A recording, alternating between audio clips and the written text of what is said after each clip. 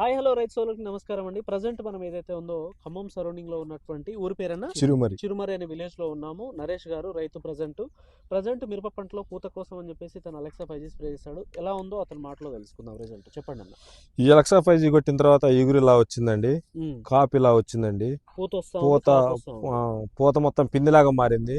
కొన్ని మందులకేమో పూత వచ్చి ఊరినే రాలిపోతాయండి. దీనికి స్పెషల్ ఏంటంటే అమ్మటే పూత పిందెగా మారిందండి, ఎమ్మటే సెట్ అయిపోయిందండి రాలకుండా. దీంట్లో ఏం కలపలేదు, నేను ఓన్లీ అలెక్సా 5G వరకు కొట్టాను. బ్రహ్మాండంగా పనిచేసిందండి. ఇగురు కానీ పూత కానీ పూతని ఎమ్మటే పిందిలాగా మార్చుతుంది. ఎమ్మటే 2వ రోజు 3వ రోజు మనకైతే ముదురు ఏమీ లేదండి, లేతగా ఉందండి. ఇంకో చూడండి ఎంత లేతగా ఉందో.